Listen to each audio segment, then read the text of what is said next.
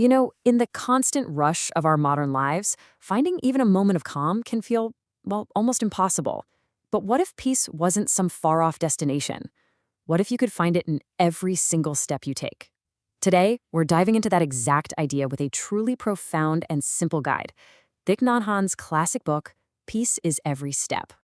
Right from the start, the book hits you with a question that, let's be honest, probably feels a little too familiar. We spend so much of our time preparing for the future, right? Getting the degree, landing the job, buying the house. But in all that endless preparation, are we forgetting how to actually live in the only moment we ever really have, which is right now? And this, right here, is the core promise of the book. Peace isn't something you reach after you've checked off all of life's boxes. It's available to you right here in this very moment. So the challenge isn't about finding peace, it's about learning how to connect with the peace that's already there, waiting for you. So, if peace is right here, why is it so hard to feel it? Well, the book points to a huge obstacle: the relentless noise and distraction that's generated by our very own minds. I absolutely love this metaphor. It's like there's an old cassette tape, or maybe for us, a nonstop playlist, stuck on a loop inside our heads. And what's it playing? Just useless worries about the past and anxieties about the future, over and over. And the worst part is, we can't seem to find the stop button. But here's the thing, what if you don't need a stop button? What if the solution isn't to somehow silence your mind, but to just gently guide it back to the present? This is the simple, powerful practice at the very heart of this book. The main tool for this is something Thich Nhat Hanh calls conscious breathing.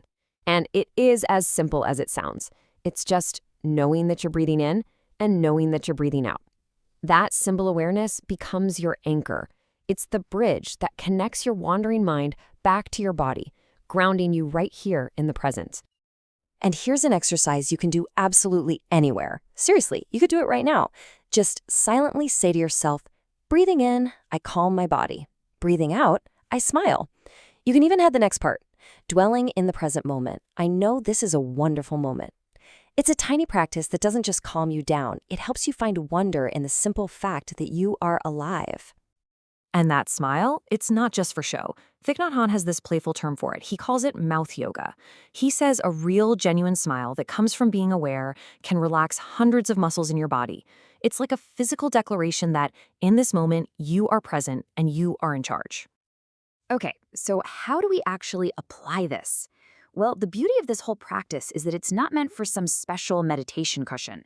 It's designed to be woven right into the fabric of your day-to-day life, especially in those moments that usually stress us out.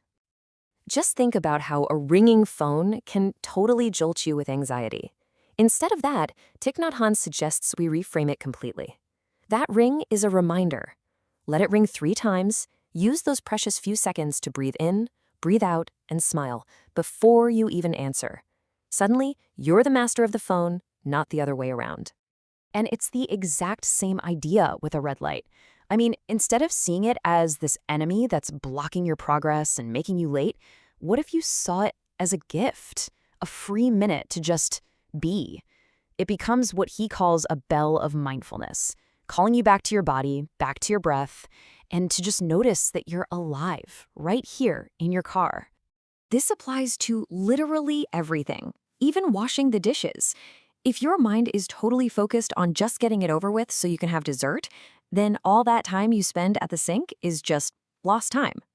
But if you're fully present, feeling the warm water, noticing the soap, then that chore isn't a chore anymore. It becomes a moment where you are truly, fully living. Now, this practice isn't just for minor annoyances. It's an incredibly powerful tool for our most difficult emotions, like anger.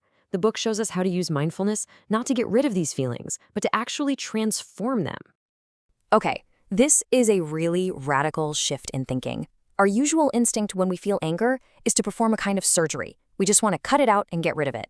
But the mindful approach is to treat it like compost. Yeah, it might be unpleasant right now, but with care and attention, that same energy can be transformed into something beautiful and nourishing. This analogy, wow, it is such a powerful shift in perspective.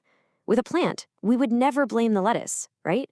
We check the conditions, the soil, the water, the sun. So why, in our relationships, is our first instinct always to blame the other person? The book urges us to stop blaming and start looking with real curiosity at the conditions that allowed our anger to grow in the first place. And he gives us this beautiful metaphor for how to do it. Imagine your anger is a raw potato. It's hard, you can't really do anything with it. You don't throw it out. Instead, you gently place it in a pot. The fire you put under it is your mindfulness, your conscious breathing. The lid on the pot is your concentration, keeping that gentle energy focused. You're not fighting the anger, you are cooking it with care until it softens and transforms into something nourishing, compassion.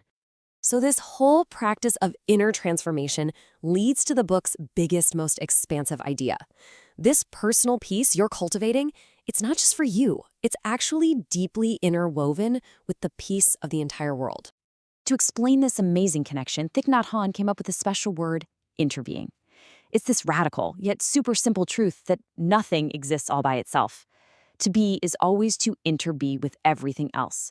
We're all connected, and every single thing contains the entire universe within it. And to make this really concrete, he asks us to just look deeply at something as simple as a sheet of paper. Because when you really look, you don't just see paper. You start to see the cloud that became the rain. You see the sunshine that fed the tree. You see the logger who cut the tree. And you even see the wheat that made the bread that gave the logger strength. All of a sudden, you realize this paper is only possible because of all these non-paper things. The conclusion is just inescapable. That sheet of paper is made of the entire universe.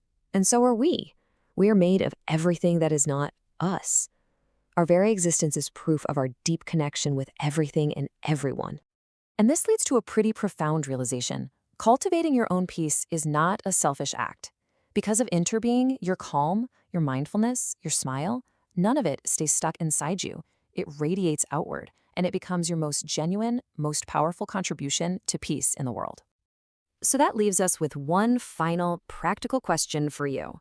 A ringing phone, a red light, maybe just the feeling of your own breath. What small, ordinary thing will you use today to call yourself back to the present moment and find the peace that is already there waiting for you?